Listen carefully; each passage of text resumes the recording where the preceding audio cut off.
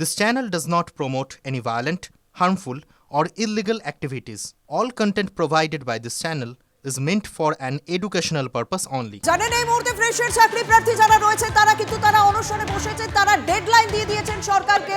সেই ডেডলাইন এখনো শেষ হতে প্রায় 1.5 ঘন্টা বাকি। তার আগে কিন্তু পুলিশের সঙ্গে রীতিমতো তাদের বাদানুবাদ হচ্ছে, বচসা হচ্ছে। আমাদের সঙ্গে রয়েছেন আমাদের সুপ্রিয়।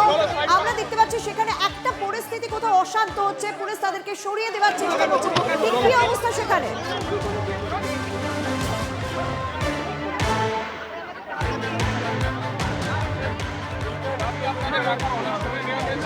আমরা কথা বলবো আমাদের সহকর্মী সুপ্রিয়র সঙ্গে। 3 ঘন্টা ডেডলাইন দেওয়া হয়েছিল সরকারকে, সেই কারণে তারা রাস্তায় বসেছিলেন, রাস্তায় বসে অনশন করছিলেন এবং সেখানে পরিস্থিতি উত্তপ্ত হতে দেখা যাচ্ছে যে পুলিশ বেশ কয়েকজনকে সরিয়ে দিচ্ছেন, বাদানুবাদ দেখা যাচ্ছে।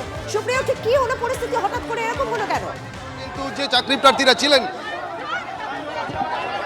দেখো পুলিশের তরফ থেকে কিন্তু একাধিকবার এই যে যারা আন্দোলনকারীরা ছিলেন বা নতুন যারা চাকরি প্রার্থীরা ছিলেন তাদেরকে সময় দেওয়া হচ্ছিল, তাদেরকে উঠে যাওয়ার জন্য বলা হচ্ছিল। বারবার অনুরোধ করার পরেও এই যে নতুন যারা চাকরি প্রার্থীরা রয়েছেন তারা কিন্তু এখান থেকে সরে যেতে, নিজেদের অবস্থান থেকে সরে যেতে অনড় ছিলেন। এবং তার পরবর্তীতে আমরা যেটা দেখতে পাচ্ছি যে বিশাল সংখ্যক পুলিশ বাহিনী এই মুহূর্তে কিন্তু এগিয়ে আসছে, আর রাস্তার উপরে যে সমস্ত আন্দোলনকারীরা বা নতুন যারা চাকরি প্রার্থীরা বসেছিলেন তাদেরকে কিন্তু সরিয়ে দেওয়া হচ্ছে। একজন দেখতে পাচ্ছি রাস্তার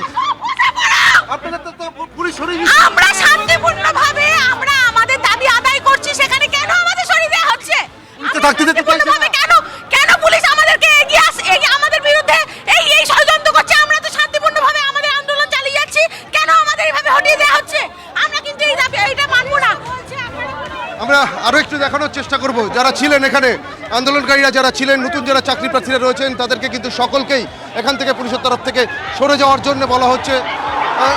নতুন করে আমরা দেখতে পাচ্ছি তারাও কিন্তু স্লোগান শাউটিং করছেন। পুলিশ কেন তাদেরকে সরে যেতে বাধ্য করছে সেটা নিয়ে কিন্তু তারা প্রশ্ন তুলতে শুরু করেছেন। ডিসি অনিশ সরকার থেকে শুরু করে আরও একাধিক উচ্চপদস্থ পুলিশ আধিকারিকরা রয়েছেন। জোরপূর্বক যে সমস্ত মহিলা চাকরি প্রার্থীরা রয়েছেন তাদেরকে কিন্তু রীতিমতো জোর করে টেনে সরিয়ে দেওয়া হচ্ছে। তারা কিন্তু কোনো অবস্থাতেই এই রাস্তা থেকে সরে যেতে চাইছেন না। তাদের তরফ থেকে বারবার যেটা বলা হচ্ছিল যে তাদের দাবি পূরণ না হওয়া পর্যন্ত তারা এই রাজপথে থাকবেন, এখানেই তাদের আন্দোলন সংগ্রাম চালিয়ে যাবেন, লড়াই চালিয়ে যাবেন, কারণ তারা বঞ্চিত। 2016 যারা চাকরিহারা রয়েছেন তাদেরকে যেভাবে 10 নম্বর অতিরিক্ত দিয়ে দেওয়া হয়েছে সেই জায়গা থেকে তারা কিন্তু বঞ্চিত হয়েছেন। আর সেই বঞ্চনার জায়গা থেকে নিজেদের দাবিকে তুলে ধরে শূন্যপদ বাড়ানোর দাবি নিয়ে তারা আজকে রাস্তায় নেমেছিলেন, বিকাশ ভবন অভিযানের ডাক দিয়েছিলেন এবং পুলিশের বাধার মুখে পড়ে আমরা দেখলাম দীর্ঘ 6 ঘন্টার বেশি সময় ধরে তারা রাস্তার উপরে বসেছিলেন। তারা উঠতে চাইছে না, কিন্তু পুলিশ তাদেরকে জোর করে তোলার চেষ্টা করছে। আমি আজকে শুনতে চাই কি কথা হচ্ছে। একদমই দেখতেই পাচ্ছ সেই ছবি আমার ক্যামেরা পার্সন সুদীপ পুছাই দেখাচ্ছে। রীতিমতো টানা হেঁচড়া চলছে দুপক্ষের মধ্যে।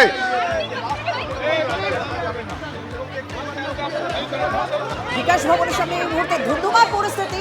ফ্রেশের চাকরি প্রার্থীরা তারা ডেডলাইন দিয়েছে সরকারকে যে অভিজ্ঞতার বিচারে যে অতিরিক্ত 10 নম্বর দেওয়া হয়েছে, যারা 2016 চাকরি প্রার্থীরা ছিলেন তাদেরকে দেওয়া হয়েছিল, সে কারণে তাদের জন্য মানে ফ্রেশের চাকরি প্রার্থীদের জন্য নতুন তালিকা প্রকাশ করা হচ্ছে। 10 নম্বর অতিরিক্ত যে দেওয়া হচ্ছে তা বাদ দেওয়া হবে।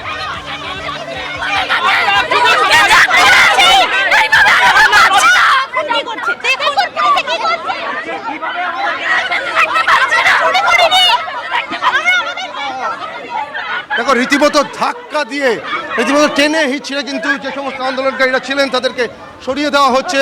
অর্থাৎ এই এলাকা সম্পূর্ণরূপে ফাঁকা করে দিতে হবে এমনটাই কিন্তু পুলিশের তরফ থেকে স্পষ্টভাবে জানিয়ে দেওয়া হয়েছে। কারণ দীর্ঘ 6 ঘন্টারও বেশি সময় ধরে রাস্তা অবরুদ্ধ হয়ে রয়েছে, আর এইভাবে ল অ্যান্ড অর্ডার ব্রেক করে কোনোভাবে আইন হাতে তুলে নিয়ে আন্দোলন চালানো যাবে না। এই বিষয়টা কিন্তু বারবার পুলিশের তরফ থেকে জানিয়ে দেওয়া হচ্ছিল। আর তারপরেই আমরা যেটা দেখলাম যে কিছু সময় আগেই পুলিশের তরফ থেকে পদক্ষেপ শুরু হয়, এমন যারা আন্দোলনকারীরা বা পরীক্ষার্থী ছিলেন তাদেরকে সরিয়ে দেওয়া হচ্ছে।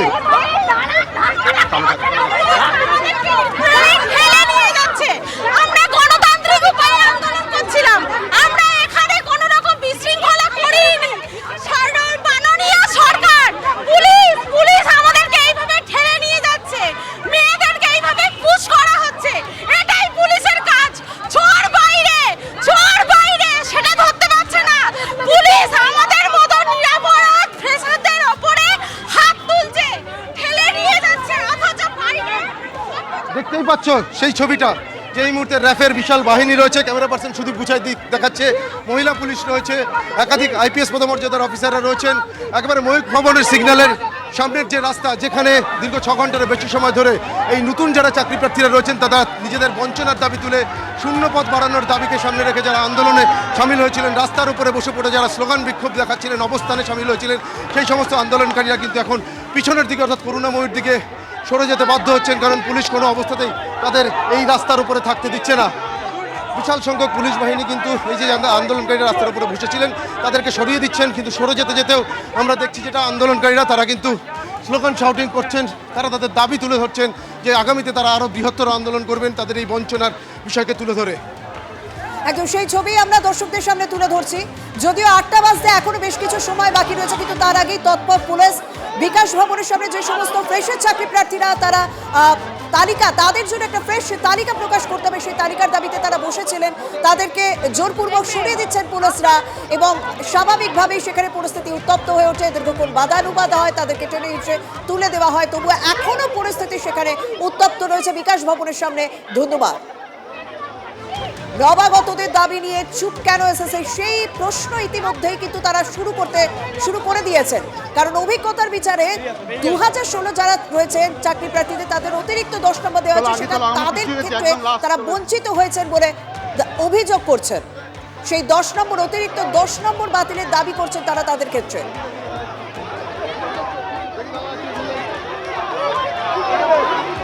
অন্যদিকে সবার ওয়েমার শিট প্রকাশ করতে হবে সেরকমও দাবি রাখছেন তারা।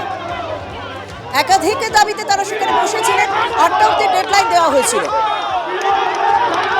সুপ্রিয় সেখানে স্লোগান দেওয়া চলছে, সেটা যদি একটুখানি অ্যাম্বিয়েন্সে শোনানো সম্ভব হয়, তারা এখন কি করবেন ভাবছেন।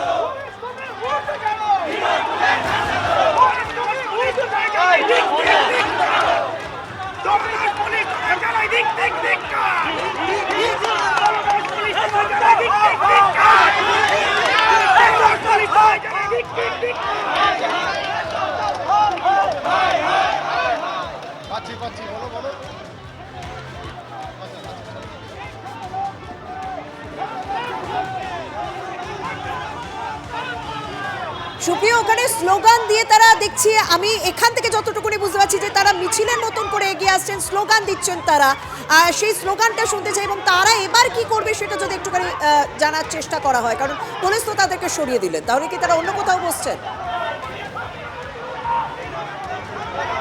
দেখো, তারা এগিয়ে আসছে নয়, তারা সরে যেতে বাধ্য হচ্ছেন। তার কারণ যে জায়গাতে তারা অবস্থান করছিলেন দীর্ঘ 6 ঘন্টারও বেশি সময় ধরে, সেখান থেকে কিন্তু পুলিশের তরফ থেকে স্পষ্টভাবে জানিয়ে দেওয়া হয়েছে কোনো অবস্থাতেই সেখানে আর অবস্থান আন্দোলন চালানো যাবে না, এমনকি রাস্তা বন্ধ করে সেই ল অ্যান্ড অর্ডারের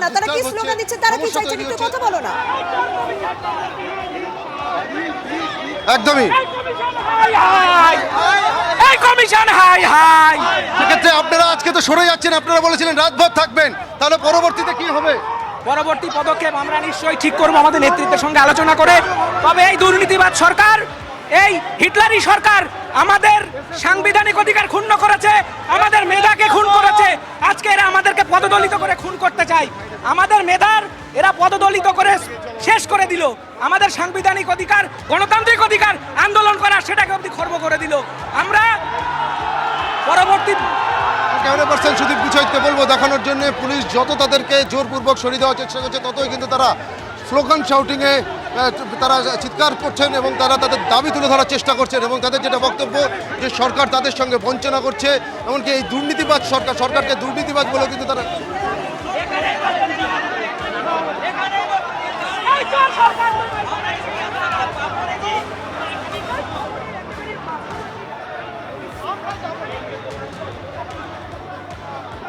চাকরি প্রার্থীদের সঙ্গে পুলিশের ধস্তাধস্তি, আমাদের সহকর্মী সেখানে রয়েছেন, রীতিমতো উত্তপ্ত পরিস্থিতি। আমরা চেষ্টা করব সেখানে তাদের কথা তুলে ধরার আপনাদের।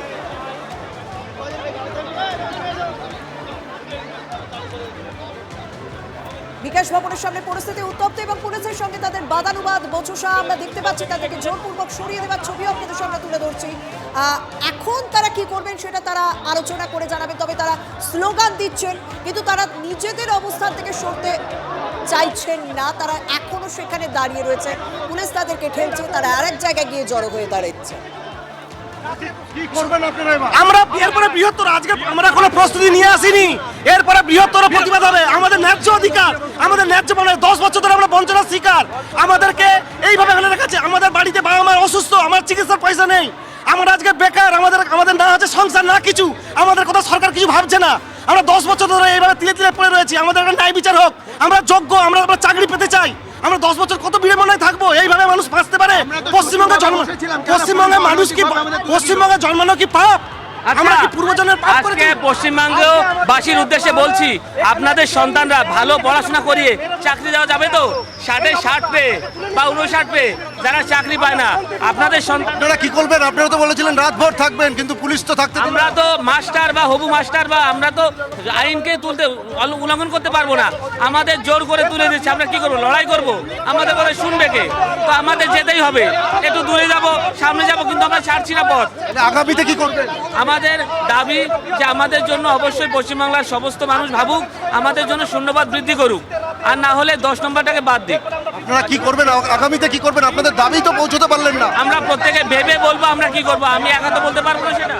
আগামী দিনে বৃহত্তর আন্দোলনের পথে যাব আমরা, এবং আমাদের ছেলে মেয়েরা যারা বঞ্চিত তারা এই সরকারের কাছে ভালোভাবে দাবি আদায় করতে পারবে না।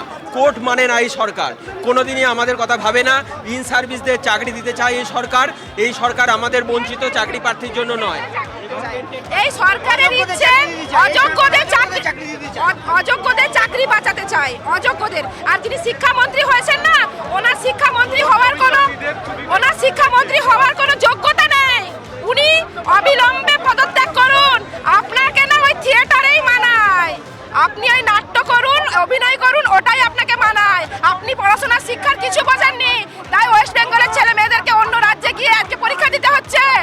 আপনার মতো অপদার্থ শিক্ষামন্ত্রী মনে হয় ভারতবর্ষের বুকে জন্মায়নি। আপনি একটা অপদার্থ শিক্ষামন্ত্রী। আমি আজকে বলে যাচ্ছি এখানে, আপনি একদম অপদার্থ শিক্ষামন্ত্রী।